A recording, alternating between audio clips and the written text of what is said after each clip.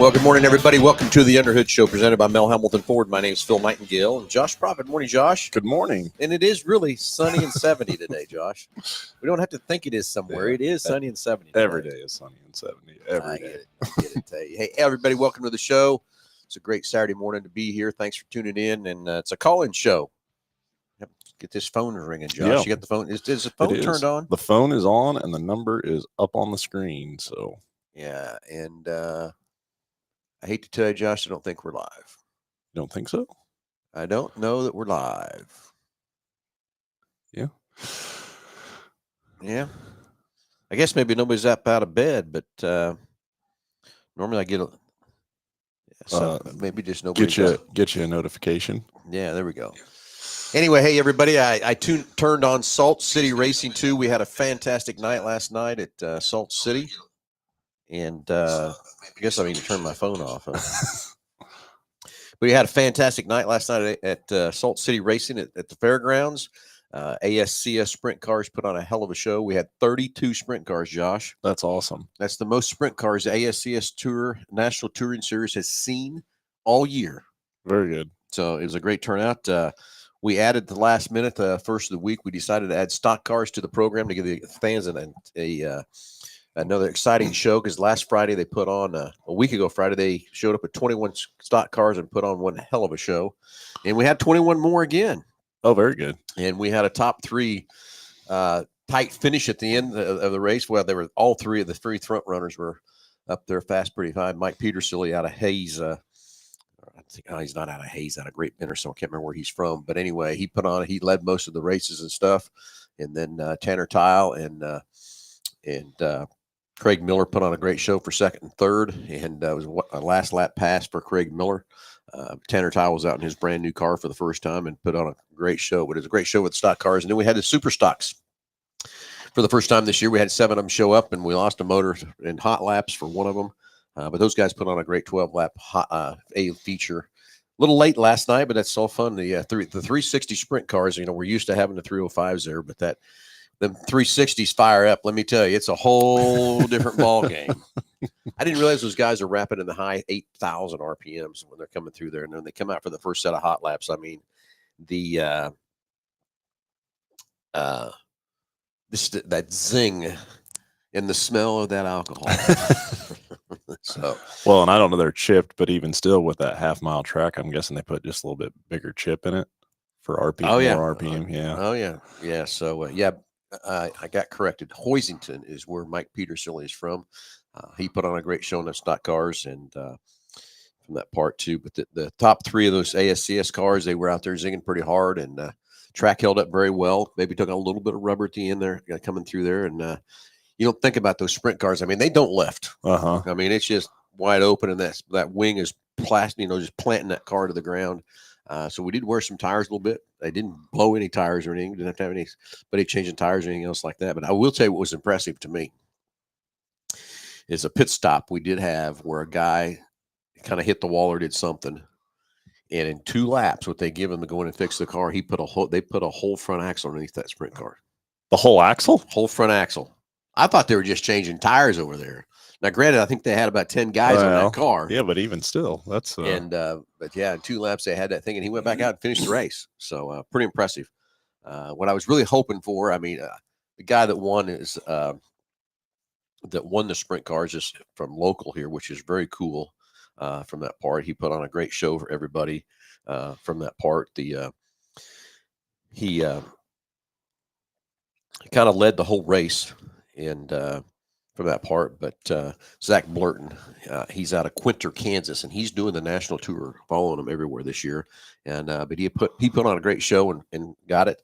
And then Blake Hahn at the last lap, kind of a deal, come around and got around the 15H car. Sam, I'm going to mess his name up, but it's kind of funny here, Haffertate or something like that. But those guys put on a great show. It was great, the camaraderie they had and stuff too. But what I was really hoping for was Blake Hahn to win. Yeah. And here's why. Blake Hahn's family has been racing for years, but his grandpa won the very first sprint car race at the Kansas State Fairgrounds in 1971. Yeah. They're also the family that takes care of the Chili Bowl down there. So I got to talk to the 2 pit crew guys and stuff like that down there. about the Chili Bowl and track prep and all that kind of stuff. But it's just amazing the camaraderie these guys for have each other. Those top 3 guys come out and shook each other's hands. It was very congratulatory and stuff from that part. But Zach Blurton went out there and kind of made it happen. And from that part, it was a great show. We had a great crowd from that part. Had great pit side stuff too. So it was a great night, and a lot of sponsors there to thank for all that. But we'll give it a recap again on Wednesday night at 6:00 of everything that happened. But tune in to the next show at June 20th. Going to be the IMCA classes again. So get that marked on your calendars for Salt City Racing. So anyway, just wanted to do a recap on that of Salt City Racing. So thanks to everybody that showed up and came out there last night. It was a fantastic night from that part, and just excited to keep racing at the Kansas State Fairgrounds. So I guess we need to flip it over to what's the show's really call-in show, right, Josh? So it is a call-in show, 316-462-3673, and let's talk anything automotive. You got something ailing your vehicle, want to talk about service intervals, tires, brakes, batteries. You got employee pricing on new vehicles going on currently as well. And so if you're looking for a new vehicle, definitely now is the time to jump on board with that. Not sure that's going to last a whole lot longer. So need to definitely take advantage of that while it's here for sure. Yeah, so I'm in Gus jail, Josh. Uh-oh. I got my black shirt on. I didn't think about it this morning. It happens. But yeah, call-in show 316-462-3673 for each and every caller that calls in. We'll send you out a package, which consists of the works, which is an oil change and tire rotation. We use Motorcraft oil and filter products here at Mel Hambelton Ford.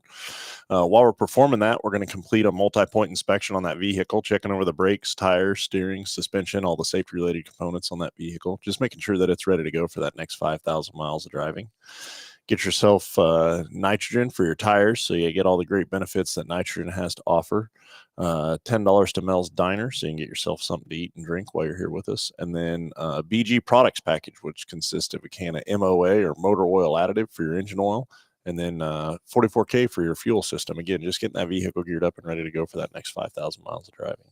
So anyway, it's anything ailing your car, whatever, to get a call in a show and you get that great price package. But I'm going to throw another one in there, Josh. We're going to call up and talk about what happened at Salt City last night. We'll throw that package in just for what happened at Salt City with the crowd and the fun and excitement. But it was a great night. So, Josh, I can't believe that it's the last day of May. Summer is here. It's sunny and 70 outside, but man, where is this year? I mean, we say this all the time. I know. Yeah. June 1st tomorrow. So that's just it's just busy, right? You know, but this time of the year, definitely, I think, you know, historically in the automotive industry and stuff, we've always been a busy shop, but there are definitely what I would call busier times of the year.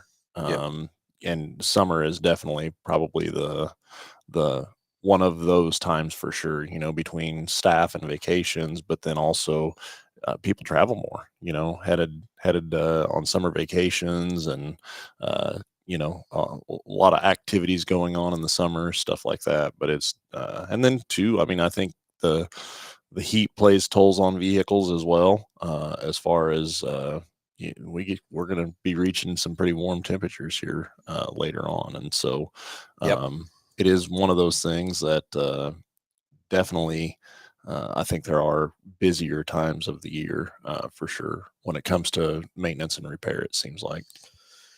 Yeah, AC time. So your AC system needs a service just like your engine oil does. So I don't know, Josh, maybe we ought to go through and talk about, you know, getting your compressor ready to go. From that part. Let's get a few chat lines coming in here. Scott Stiles, great feature last night. Lap traffic was fun to watch. Leaders navigate. That was a fun time watching those leaders come through there, for sure, Scott. Sharon Blevin said it was awesome. And Rob Gertz, awesome show last night. Thank you. Jeremy Kane, pick up and deliver Cimarron. Cimarron's just a little bit too far, Jeremy. I just looked it up here on my phone. It's 157 miles. A little too far to get some parts. But, hey, if you want to make the trip, we can. And the speed of the 360s have improved so much over the last 5 years. Yeah, Scott, that's no kidding. I tell you, those things, I tell you, they're so fun to watch. But that engine RPM is just the right tone. It gives you a little zing in your ear from that part. But then all that methanol that's going through them too. And you're right. I almost get to where I'm thinking the 360s are so close to the 410s. But then, we're talking about what the 305s, we run there a lot, and how much they do.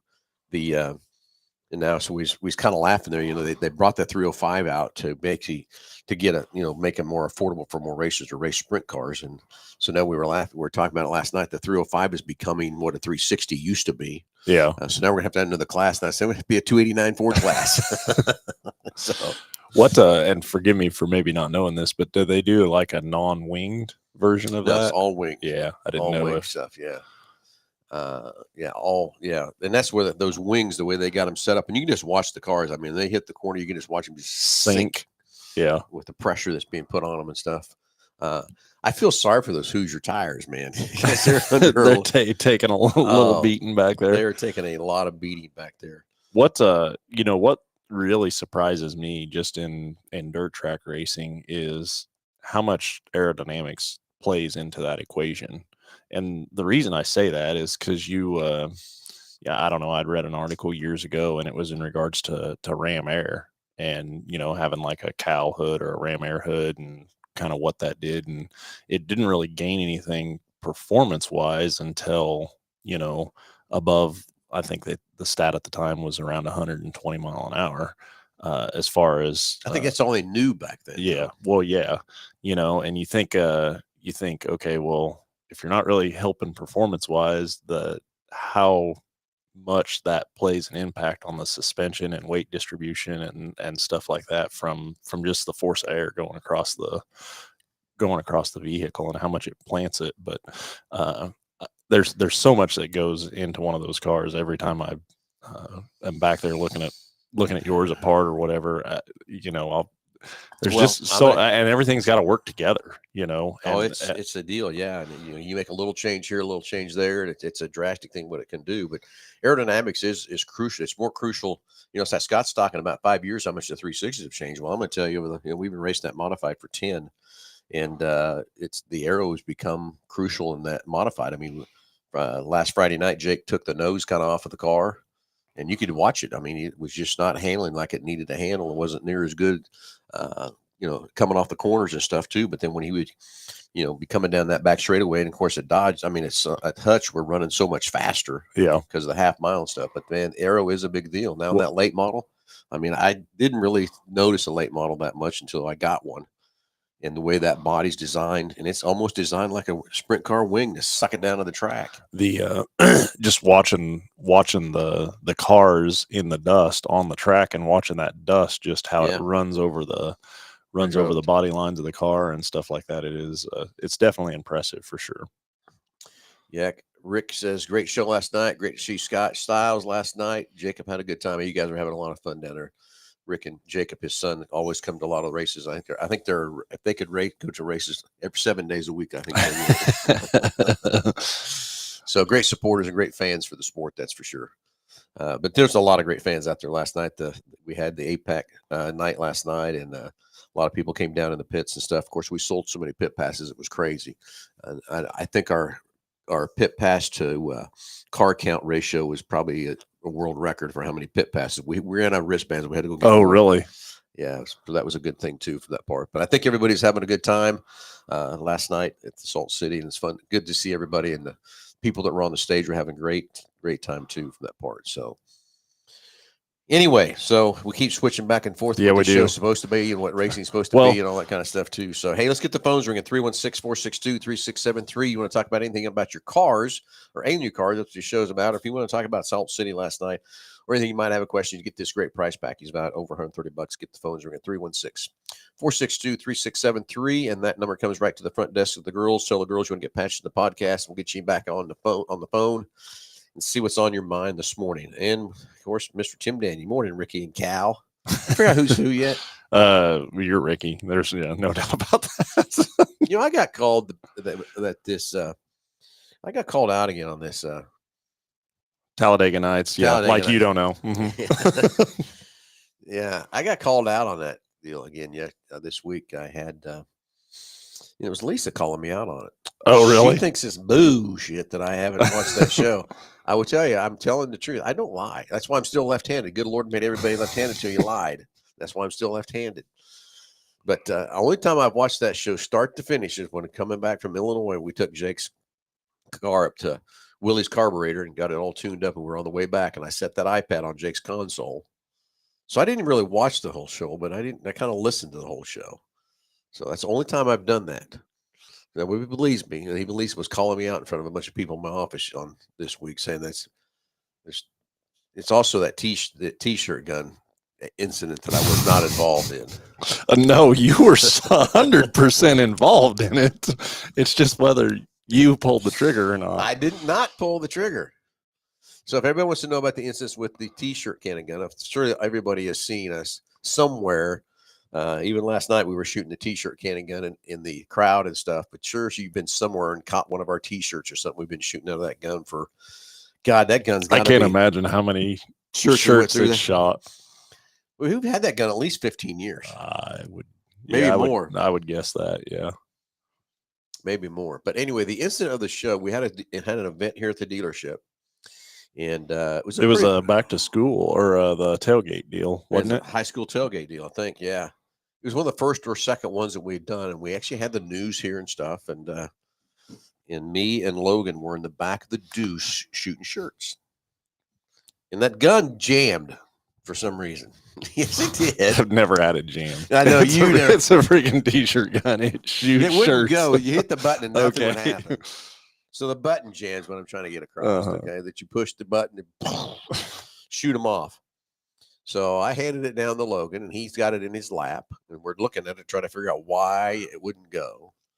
Well, about that time, our sales manager was on getting ready. He wasn't on TV yet. They were getting ready to interview him.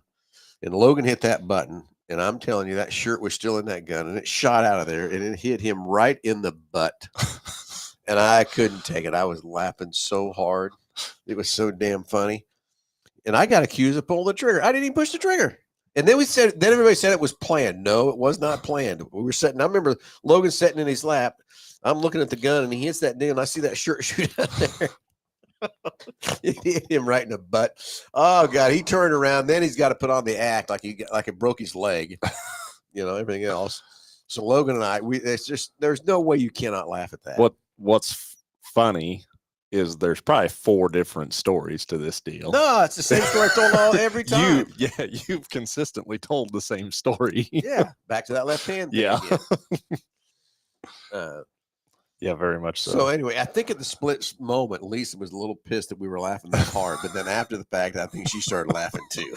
I mean, I don't know how you couldn't, but the flip side of that is, I don't remember. There was one event going on out there, and I was shooting off t-shirts, and methodically in my head, I was thinking, man, if I knew 100% that I could shoot somebody intentionally and get who I was aiming for in the crowd. It can't happen. Yeah.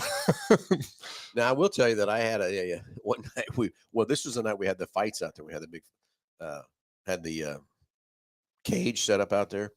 At intermission, I started shooting shirts off for that deal, and I did one shirt come down and hit this old boy right in the side of the head.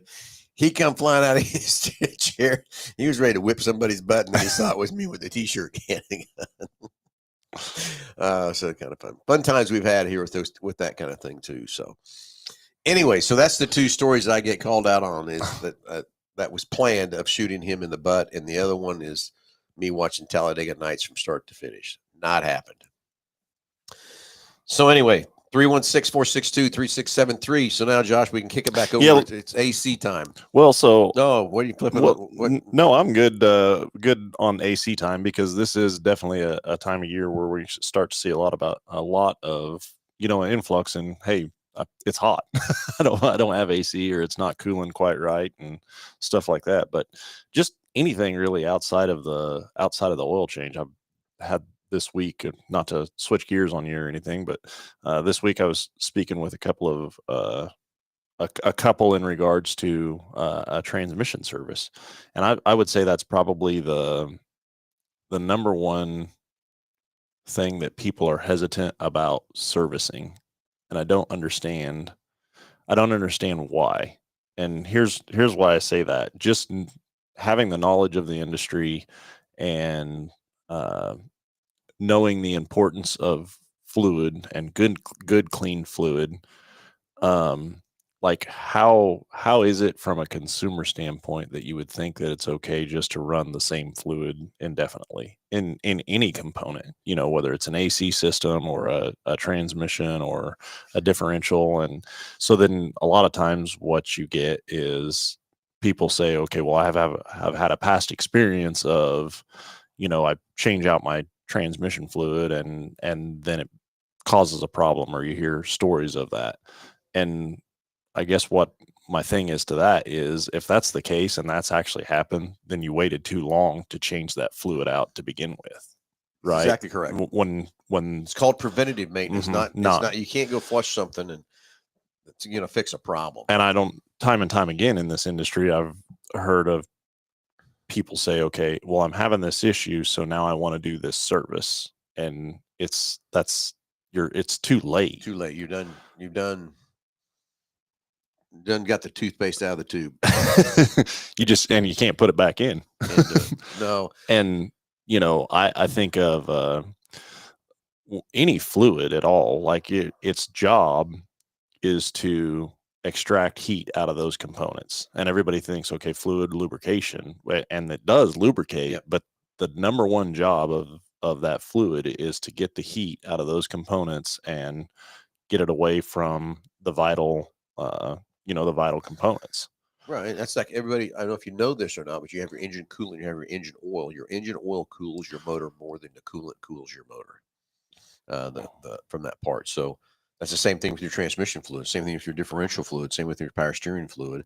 Is it's extracting heat out of that system to protect it. Well, and then you think of so knowing that theory, or knowing that's what the job of the transmission fluid is to do, then you hear people say or talk about what the manufacturer recommends as far as, service and fluids and what the mileage interval is in that and stuff like that. And I guess my thing with that is, take two different people that use their vehicle in different ways and drive under different conditions and stuff like that. I mean, if you have one person that, they take long road trips, start the car, get on the highway, get it up to speed and cruise for several hours, like that person and a transmission service is going to be completely different than somebody that is stop and go in town, because every time that transmission shifts, it's creating heat because, that's friction from each one of those shifts. And then you got the guy that pulls, that's pulling loads all the time, or somebody that, so to have a blanketed statement and say, okay, at this mile, this service needs to be performed. They can put something out there, but it's different for every driver. And that's where, going back to the multi-point inspection and looking everything over and making sure, what the needs are for your specific situations is crucial, for sure. And on the transmission side of things or really any service from that matter, you can't wait till you have a symptom in order to fix it. Yeah, to try and do that preventative maintenance side of things. Like I said, we talked about this before many shows, is the lights on your dash today. These lights are telling you, hey, there's an issue. Years ago, maybe get some of these lights and some of the things we had from that part, but this is the way the car's talking to you and telling you that. And it's amazing to me when I'll talk to people and the check engine light, how long has it been on? Oh, it's been on for several months. Every time that light comes on and stays on and you keep driving it, you're just making more damage and more harm to whatever, and taking life out of the engine or the transmission or wherever that code is coming from that part. It's kind of like just got involved in this week. I had a gentleman that brought his truck in and I sold him, and it's one of those brand new platinum 703 package of nice trucks, the hybrid, everything else like that. And it's got 10,000 miles on it. I didn't see an oil change sticker. And Brent, he lives a little ways away. So I just texted him up and said, hey, see, it's at 10,000 miles while it's here. I'm going to go ahead and change the oil if that's okay. Well, yeah, I haven't done that yet. I said, it needs to be changed every 5,000 miles. But to his point, he does have a point. The oil life monitor never came on. So he's driving the truck a lot. It's a 24 and he's already got 10,000 miles on it. So he's taking long trips with it. So probably where that's at. But that's why I have such a heartburn for those lights for what the manufacturer set up there for you. Remember, they're going to get you to the minimum requirements of changing that oil. But think about how much sludge is already built up in that motor at 10,000 miles and how much life is taken out of it. But again, he didn't know any different. Well, I mean, he was going by what the light said, and he's one Yeah. of the guys that reads the manual. And here's my thing as a consumer, like I don't want to be the second owner of that truck. You know what I'm saying? Like Yeah. now granted, one time, 10,000 miles, with proper maintenance after that, we've got the GDI service out there to kind of help negate some of that. And there's a lot of preventative maintenance that you can bring that vehicle back or restore it to like new conditions. Now you do that too many times and you're not going to be able to, but Right.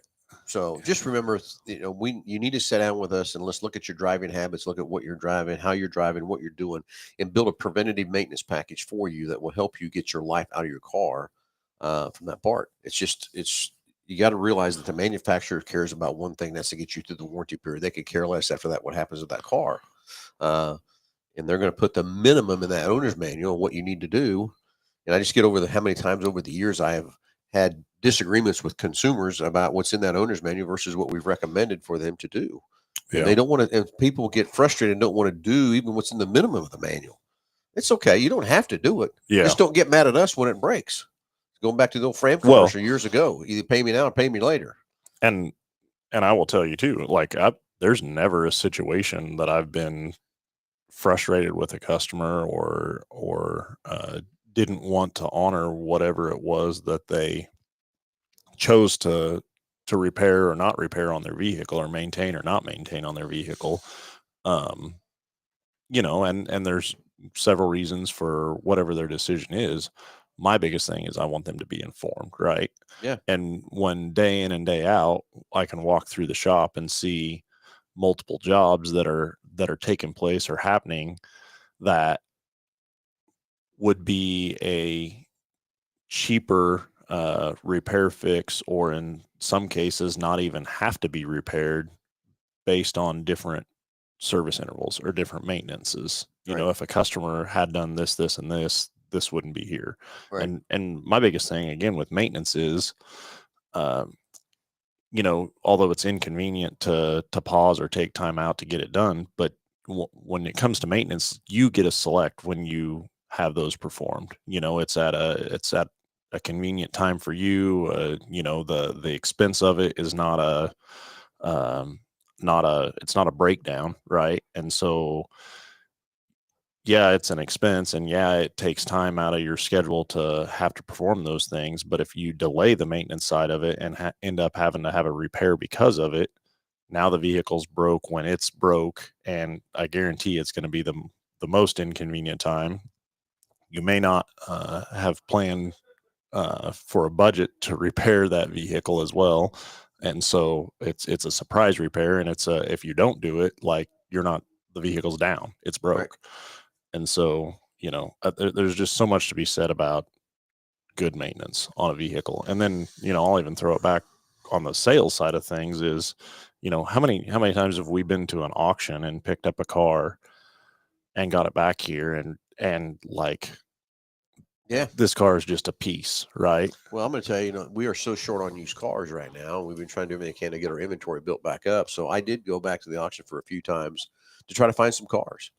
And I had some 22 Malibus that I picked up, 3 of them, and how they disclosed it and what they did with the cars. And I actually, when I bought these cars, I bought them on what they call a buyer protection. I got them here. They were so bad, so rough, so harsh. I got lucky that I got them on that buyer protection. I could just set them right back, and I did. And that's what I didn't want to sell that car to nobody. That's how bad they were. So that's what's happening out there from that part. You got to be careful where you're going, what you're buying. But when you come here and that car sitting on that lot, Josh and I have touched every one of those cars that's on that lot out there, and made it through our inspection process to know that it's a good car for you to maintain. It's been maintained, it's ready to go, all that kind of stuff too, from tires to brakes. It's not. You go to most dealerships, it's funny. Like we can't get everything. We try to have a lot of cars here for everybody. We went to other dealers and bought cars, and then bring those cars here and see how other dealers are reconning their cars. I mean, every time we do that, we've got to put it back in our shop. Even it's been sitting on their line for they call a front line ready. I mean, the tires are bald, the brakes are shot. So if you want a good quality used car, I promise you, if you come buy one from us, it's got good tires on, good brakes on. It's been the maintenance has been done, and it's been ready to go, tip top shape. It's not just how cheap can we recondition this car and put it out there for sale and try to sell it to someone. Well, and from an appraisal standpoint on a trade later on, right? Like that makes a difference to you when you're appraising a car if you have the maintenance history on it, right? Yep. Versus, I mean, you can, for all intents purposes, when you appraise a car and you're walking around it, like you can tell when somebody takes pride in it and takes care of it versus when they don't, for the most part. Granted, every once in a while you may get into something that's not the case, but it makes a difference on the appraisal side. For sure, when you're taking care of it. By far. I mean, it's amazing to me when I walk up and go bid cars, you can look at cars. Like the other day, we were looking at one and everybody said, you got to guess how many miles on this car. I walked out there and, I mean, this thing looked like 50,000 miles on it. It was a 22, had 167,000 on it. It's crazy. Yeah, that got in the ancient. They got in that, started it up, and never stopped it. So Greg Murray writes on here, an ounce of prevention is worth a pound of cure, and that is definitely correct on that. Yep, for sure. So anyway, 316-462-3673. Let's get the phones ringing. Love to hear from you. Talk about Salt City or anything ailing your car or whatever it might be in the automobile world. Get a great price pack. It's about over $130. 316-462-3673. Yeah. James Valentine, MMR or bust. That's exactly right on that one. So anyway, Josh, we were going to start talking about AC. Yes. And, it's definitely the time of year where, no pun intended, but that's a hot topic. Wow. You're a comedian today, Josh. That's hilarious.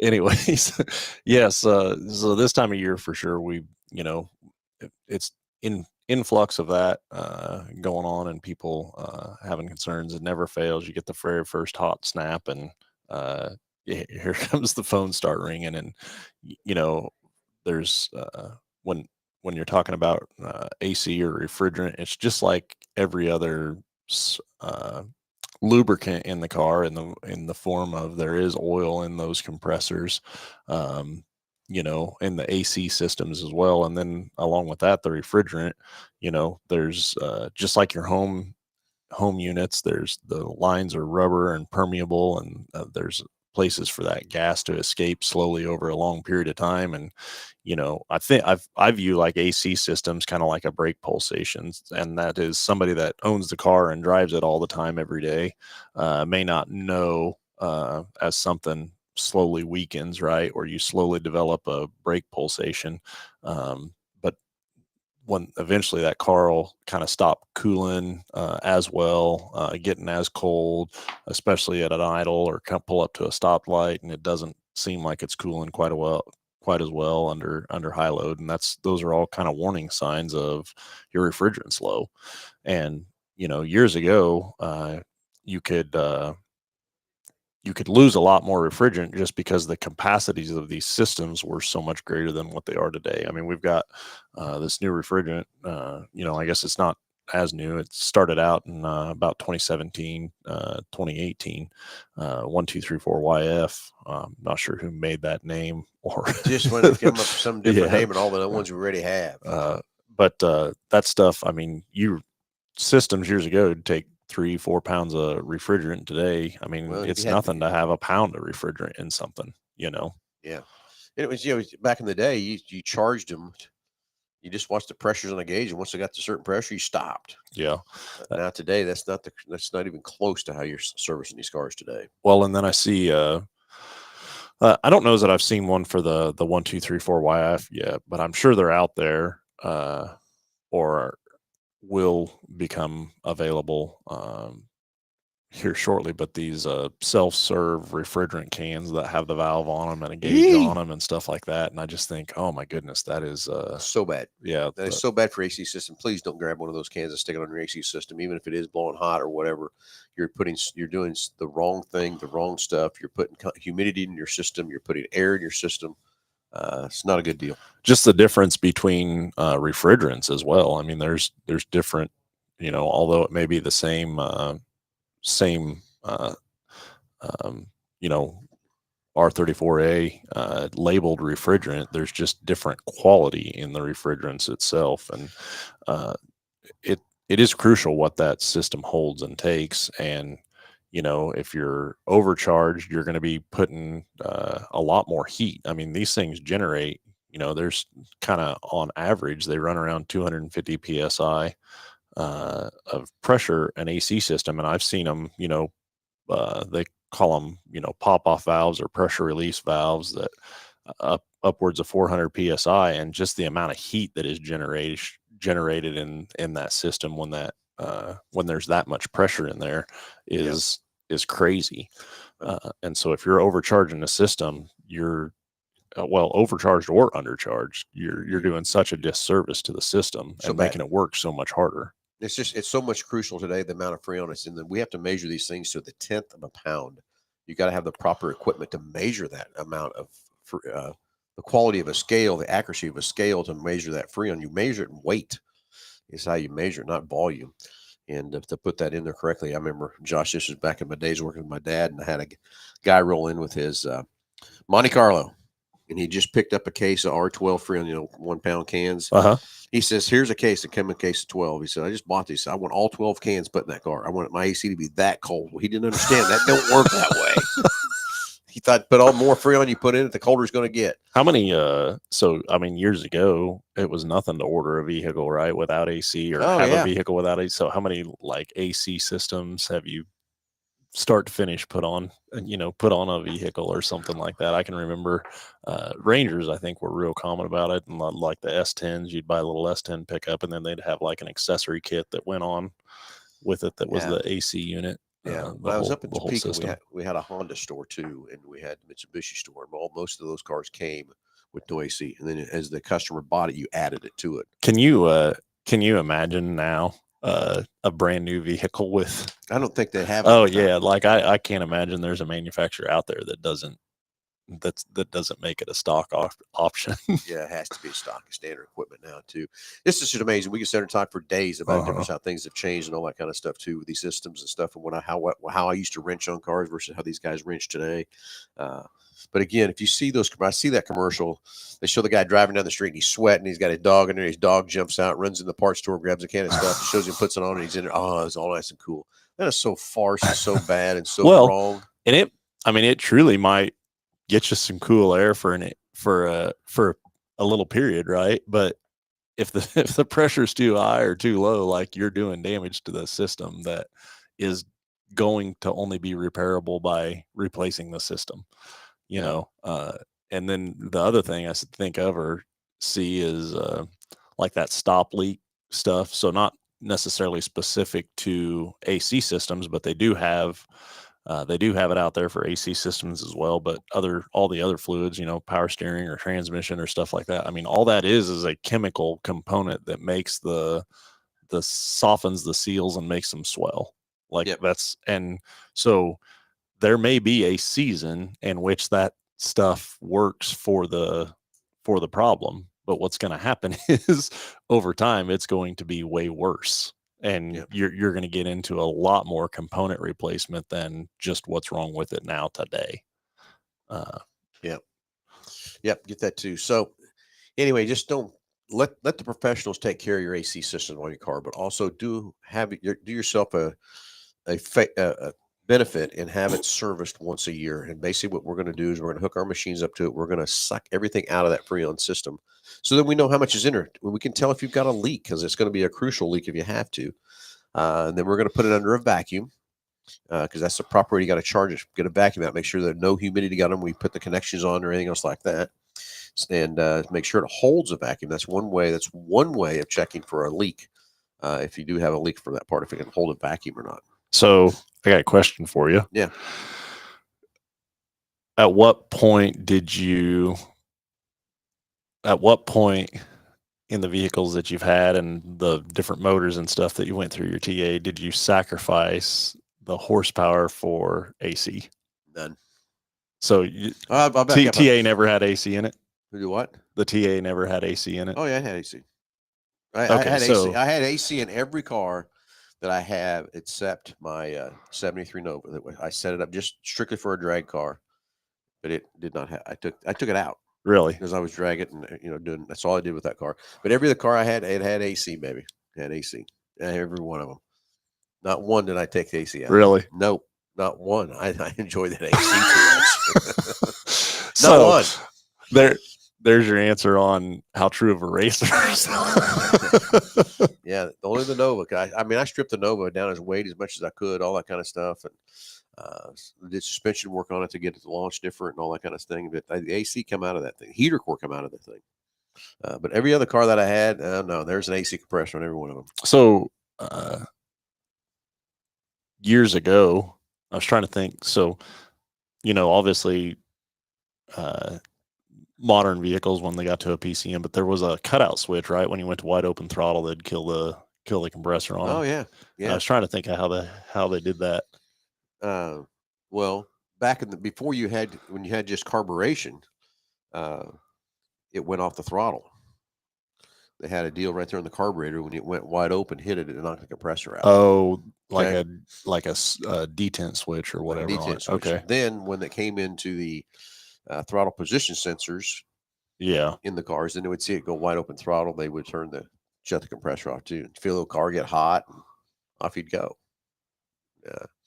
Yeah. Horsepower on loss. So what is the horsepower loss with the AC on? And I'm going to tell you, in the olden days, those freaking R12 compressors that were the size of the engine themselves, I mean, they would rob all sorts of horsepower. I don't on modern stuff now. And then again, with them cutting out at wide open throttle, I don't know. I don't think there's a whole lot of horsepower loss. And then we have some vehicles now that have electric AC compressors on them, so it's not even nothing. Yeah, not even belt driven from that side of it too. So no. And then I remember one night when we were doing a little racing stuff, and I had a guy that kept trying to beat me, never could, and he actually went and cut his AC belt off one night, thinking he was going to get me. It was going to change everything. And I looked at it after he did that. I said, "Now spin that pulley and just see how much friction, how much you got left there." But there's hardly anything there. Well, if it didn't even have it on. Yeah, he didn't have it on, but he cut the belt off that thing. It was going to make him go faster. After he cut his belt, cost himself back then probably 10 or 15 bucks. I said, "Now spin that pulley." He goes, "Oh, yeah. Now you can buy yourself a belt, buddy." Still went out and beat him. So I just can't believe you never sacrificed AC for. No, sir. No, sir. I made sure the AC's blow cold every bit of the time I could get it. Nope, not one. So let's see if this my Chevelle. Okay, so growing up, what was the first car that had AC in it? The family car. Or you think you don't remember one that didn't? I can't remember. The only thing I can think of, I remember I was probably like 2 or 3 years old. My dad had brought home these tire gauges. The tire gauges didn't work, and I'm out there in the garage, and you know what I did? I let tear out of all 4 tires. Just I was just playing. He walked in the garage, and there's all 4 of those tires flat. Woo, boy, that was hot. But anyway, so that's the only car that I don't know because I was young enough to not know if it had AC. But I do believe everything else we had growing up had. Yeah. Especially, for your dad being in that industry and stuff like that, I'm sure. Yeah. Exactly. Made a lot of difference there. Yeah. But yeah, I let them air out of them tires.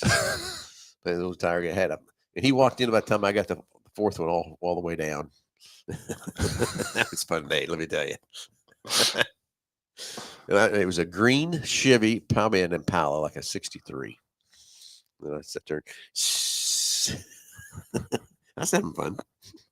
I wasn't doing anything wrong. Yeah, nothing wrong. I mean, I can think of a lot more destructive things to do, I guess. I didn't do much destructive things when I was growing up. I drank no lightning get ready to strike me. Yeah. That part too. Well, anyway, Josh. It's been a great show here this morning. Lots of great comments coming through there too. So everybody, How about employee pricing? still going strong. Don't let that pass you by. Still got a lot of inventory setting out for employee pricing.